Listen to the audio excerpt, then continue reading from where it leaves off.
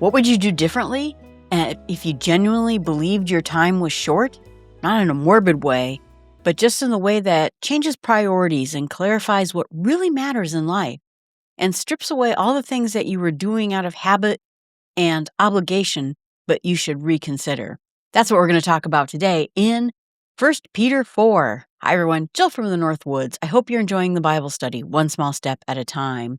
The underneath energy in 1 Peter 4 is that people he's writing to are suffering, who are being watched and judged by the world around them. And they need to understand what faithful living looks like when the stakes are really high. He opens up with a statement about Christ's suffering that grounds everything that follows. And then he works outward to how believers use their time, treat each other, and then they respond when hostility eventually comes, and how they make sense of that suffering that arrives not despite of their faith, but because of it. And so in this chapter, people who feel the weight of living faithfully in a world that does not share their values, but not only that, punish them for not sharing their values. And I think this is a chapter for all of us, not all of us in this world. You know, some people are living under extreme punishment and scrutiny and sacrificing their life for the gospel. In my area, it is more social. We just never want to get there. But it's good for us to understand what it means to live for Christ in times when it's hard. So he starts out the chapter with a therefore. Since Christ suffered in the flesh, arm yourselves also with the same understanding.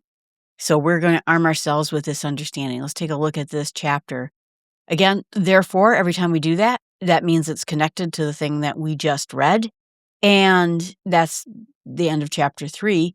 Christ suffered in the flesh, died, rose, and now reigns at the right hand of God the Father. And all authorities are subject to him. And that's the foundation of it. And from that foundation, Peter draws this practical conclusion that if you arm yourself with that same understanding that Christ has, you will you'll set your opinions right. You'll know exactly what to think about it. The arm yourselves, again, is a word that is a military word that is a Greek term, meaning arm yourself with weapons. But this weapon that Peter has in mind is a way of thinking, specifically understanding that Christ, who has suffered in the flesh, is done with sin. This is not saying that physical suffering automatically produces holiness, or that pain itself is morally purifying by itself. But the point is more specific. The person who has taken up the posture of Christ, who accepts suffering rather than compromising to avoid it, has in fact, in that act, decisively broken with the orientation towards sin, pointing yourself towards sin, that is characterized with their former lives. They crossed a line. They're no longer living to satisfy human desire. Now they're living according to God's will. And then Peter names what that former life looked like with specificity: debauchery, lust, drunkenness, orgies, carousing, lawless idolatry. And this list is not just a generic list of potential sins. It's a deception of the standard social and religious life of the Greco-Roman world. That was a part of every day or every week's life. The festivals, the drinking parties, the temple worship, and the temple prostitution. And all of that was inseparable from civic participation. That's what it meant to participate in your community. His readers came out of that world, and their former friends, neighbors, family members noticed. The word Peter uses for this reaction is that they're shocked and startled, as if confronted with something very weird and foreign. You used to be one of us. What happened to you? And because they cannot explain to their satisfaction, they slander those people. They fill in the gaps with an understanding of their accusation. You know, I don't think I really felt this, but when I was in college, there was a place where I was not a Christian. I became a Christian. And there were people who were like, well, Jill, you used to do these things used to go out and get drunk with us and go to bars with us, and now you just won't. What happened? Was it your friend who was the person who brought me to Christ and talked to me about Christ? Was it that person? Did she talk you out of going to the bar? It's a complete misunderstanding of what was actually happening. Things were happening from the inside out, not someone trying to prevent me from going to a bar. I'm not saying that being a bar is sinful necessarily. I'm just saying that, you get this idea. And so they fill in the gaps with their own accusations. Peter addressed this pattern throughout this lesson, and he gives the ultimate answer to these people. They're going to give an account to the one who is ready to judge the living and the dead. Slander is not the last word. God is the last word. So it doesn't matter what these people are saying about you. It's not matter what they think about you. It doesn't matter that they're ostracizing you in the community. What matters is that God has the final word in this. And the final verse in this section is about the gospel being preached to those who are now dead. And boy, this is another really debated passage in this letter, similar to the spirits being in prison that we heard about in chapter 3.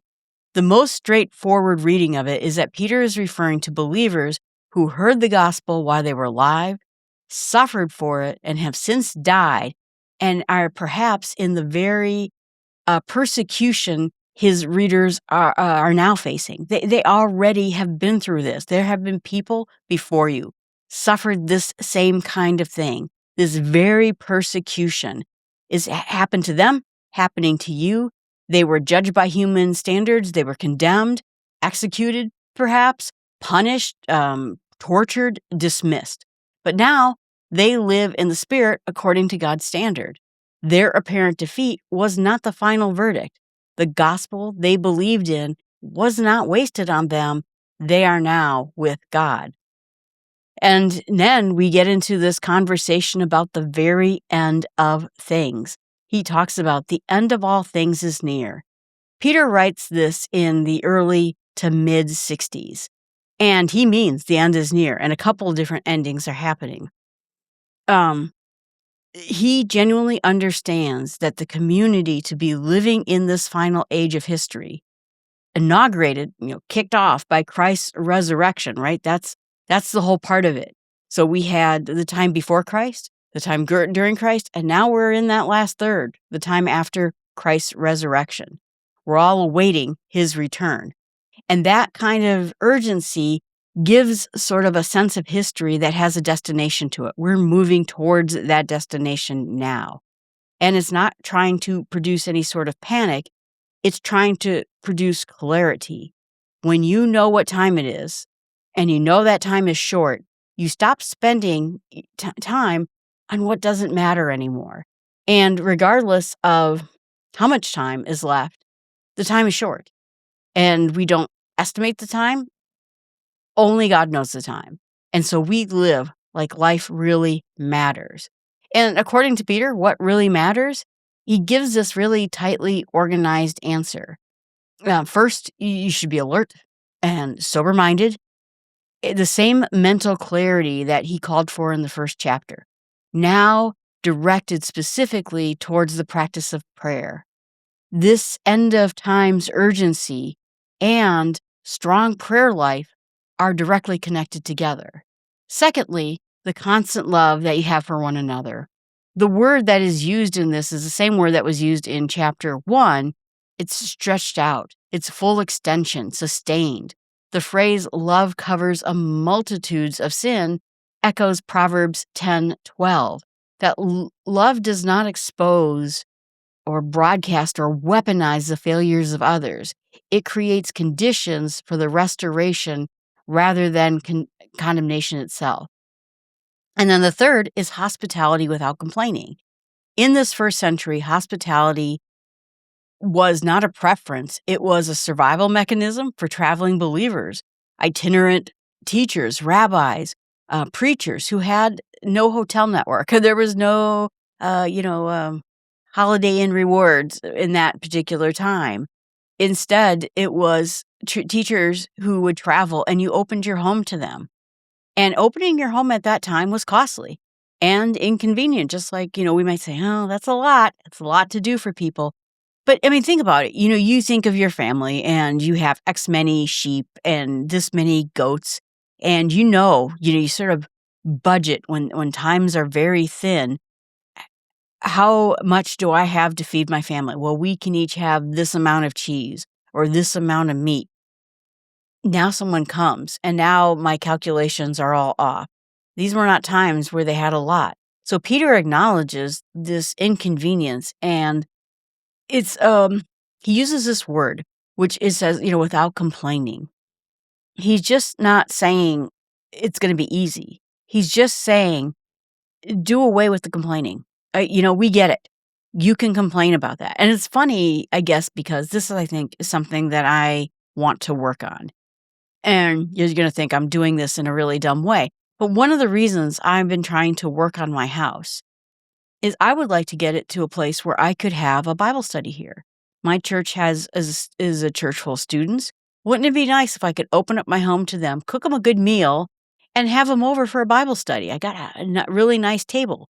And, I guess why I think it's funny is I'm trying to do these things to get my house, these floors refinished and, these rooms painted so that I could have people over.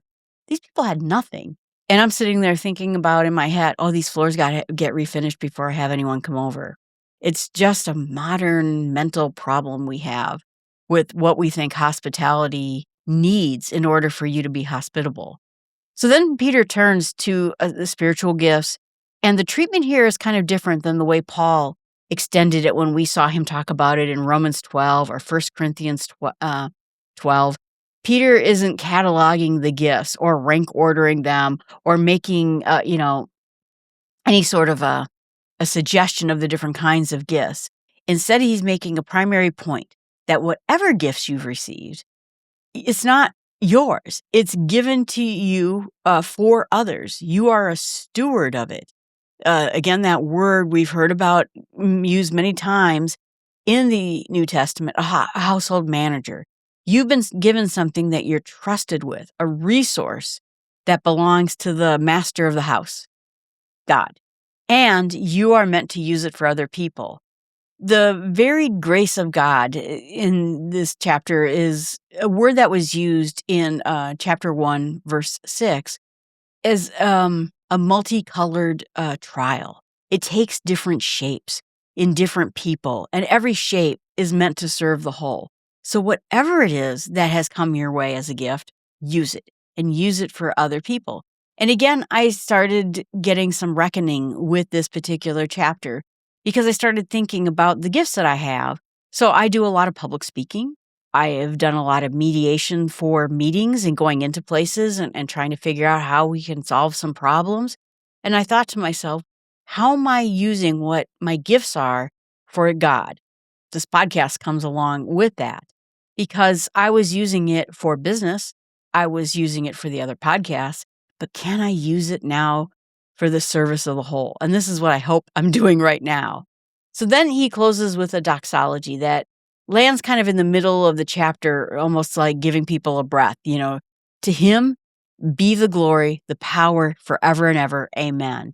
The community that prays, loves, welcomes each other, serves from God's strength rather than its own strength, is community oriented and is entirely pointed towards God's glory. That's the point of all of this. So now we go on to the next section where he calls everyone their friends. And I love that. Dear friends, this is a pastoral letter to a community, right? This whole thing is trying to coach people to help them through a difficult time. And so everything that Peter's been building towards arrives here. He opened with the word that echoes this throughout the entire chapter. So we're not really surprised about this. Don't be shocked, he says.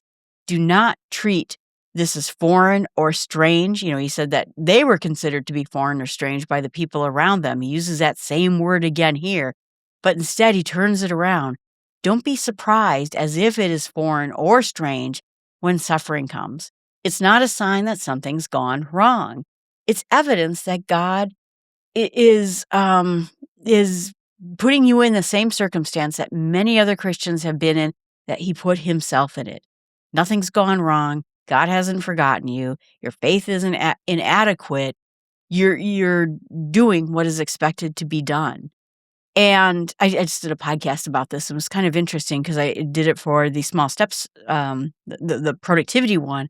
That when you face headwinds, people think, "Oh, I'm screwing up. Something's not right here." When you get headwinds, it just means you're moving, and I think that's what's happening here. When this kind of suffering comes your way, this is what's expected to happen. The phrase, he talks about this fiery ordeal. It literally is like the smelting process. The same thing that we saw from other imageries of it, and the same one that was used in chapter 1, in order to get rid of imperfections in metal, right? You purify it through metal. The fire isn't about random destruction. It's a refining process. It's making you more pure. And Peter's counsel in this is not to endure it stoically. I'm going to toughen up and just make the best of it, but is to rejoice in it because it's suffering for Christ. It means sharing in what Christ went through. His suffering is sharing in what happened to him. It means that you have a stake in his glory when it's revealed. And so then Peter pronounces this blessing on those who are ridiculed in the name of Christ. And, I just think about what the Sermon on the Mount meant for people who never saw this coming. They didn't know what Jesus was going to do. And now I feel like this letter has almost been a Sermon on the Mount. Now that Christ died, suffered, resurrected, now this is coming on you too. But basically, the Spirit of glory and God rests on you. It's a remarkable statement. It's the same Spirit who rested on Christ, whose glory of God is dwelling among us. His people, in his tabernacle used to be there. Now it's resting on all you suffering believers. Their humiliation in the eyes of the world, their persecution in the hands of the people around them is accompanied by a divine presence that the world just cannot see. And so Peter is careful to distinguish between the suffering that is deserved and suffering that is not. So if you've suffered because you actually did something wrong, you murdered someone, you stole something, you're doing evil, or even meddling in other people's affairs, that is going to bring suffering upon you because you're doing something wrong. But in this case, these people are suffering in an entirely different manner. There is no honor in the first kind of suffering.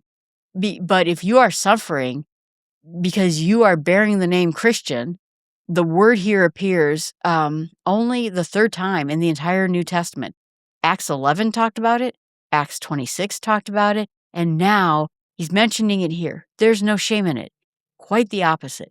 Bear that name and glorify God through it. You know what? If you're suffering because you're a Christian, go with it because you are glorifying God in that statement.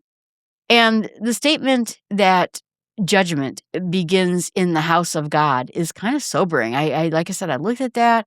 It's rooted in the Old Testament prophet tradition where God's judgment regularly began with his own people and then extended outwards. Ezekiel 9, Amos 3, verse 2, Peter is saying that suffering of believers are not because they're being punished. That's the important thing.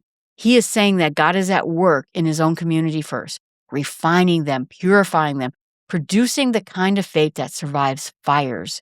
And even if the righteous are saved through difficulty, what does that say about the trajectory about those who have rejected the gospel entirely? Their suffering is going to amount to nothing because they are not purified. They are rejecting God entirely. And so their suffering is in vain, probably even worse than vain. And so the chapter closes with one of, I think, the most powerfully lines in the entire letter. Entrust themselves to a faithful creator while doing what is good. The word entrust is like a deposit. If I put a deposit in the bank, I'm trusting that my bank is going to keep it safe, right? They're going to not go, woohoo, money, and then spend my money. They're going to keep it safe. That's the idea. We are using that same word. Luke used it in Luke 23, when Jesus on the cross said, "Father, into your hands I commit my spirit." The suffering believer hands themselves over to God, who is faithful, reliable, trustworthy, and the one who keeps what is deposited to him. That is the posture Peter calls to him. It's not passive. It's not, a kind of defeat. It's an act of trust combined with the continued good works in the hands of the God who made them and will not let them go. I guess I was kind of thinking about it because I was talking to a friend of mine about it. What did Abraham expect when he brought Isaac up to the mountain? And Isaac probably too, because we think that Isaac was a grown man. And Isaac's like, "Hey, Father, where's the sacrifice?" Probably knew. And the idea is that he trusted God that something good was going to come to it. Either the killing was not going to happen, or that Isaac would be resurrected. But either way, I trust God to know some good is going to come from this because God told me to do this. And I think that's what is happening here. When you trust God, and I'm not saying you invent something. Well, God said he's good, so I'm going to put all my money on the roulette table because I know God is good. That's not what's happening here. When you're doing God's work, you know that you have active trust in what God is doing. What I'm going to meditate on is the idea that suffering is serious, but it's not about defeat. Peter does not minimize with his readers what they're going through. He doesn't offer comfort or even a quick resolution to it. This is how you're going to fix it. No. Instead, he just says, you know what? Directly look at the fiery ordeal and say, you were told that to expect this. And this is what it means. It's going to purify you. It's going to make you a better, more purified person for Christ. And this is the one whose hands you are safe. Don't worry. You're in the hands of someone safe, no matter how bad it feels. And so that line keeps coming back to the one Spirit of glory, resting on those who ridiculed in the name of Christ. The world sees all of this as shame. God sees this as his Spirit at rest on a person that he is with. Those two perspectives are in direct contradiction, right? Peter is asking his readers to live from the second one rather than the first one. Instead of feeling the ridicule and the shame, understand that God's Spirit is rested on you. And then this is a high-cost ask to do because these are real things that are happening. People are actually getting persecuted, and the persecution is going to get worse. And so now we're saying, you know what? God is a faithful creator who keeps everything that's entrusted to him. That is enough for you to continue to keep doing good, understanding how faithful God is to you. What I'm going to pray about is this idea that suffering surprises us when God told us that we should expect it. Of course, we'd rather have comfort, and we would rather our lives be easy and peaceful with each other. But we know that God predicted that there's a refining process out there, that there is going to be persecution, that there is going to be the world coming in against us.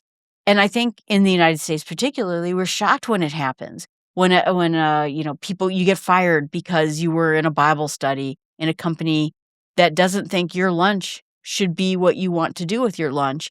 You had a Bible study during lunch. That's against the rules. You're fired. What it means is that we should entrust everything to God. We know he keeps it. We know he protects it. And whatever suffering that we're going through, we're not going to be ashamed of it. We're going to bear this suffering well in his name. The Spirit of glory that will rest on your people, rest on us too. And even places where the world sees only weakness, Christ sees it as his Spirit. Oh boy, that's amazing. And what I want to share with others is that, if you see someone who's in a time of suffering, and maybe they even feel surprised, disoriented by it, pass on this passage to them Share this Bible chapter with them that they can understand that Peter says, don't be surprised, that suffering is doing what is right is not a sign that God has forgotten you. It's a refining process. And God, you're entrusting everything to, is faithful. He is a faithful God, a faithful Father who keeps what is deposited with him. All right, everyone, thanks so much. Appreciate you being with me this week. I hope your week is going well and that you're reading along.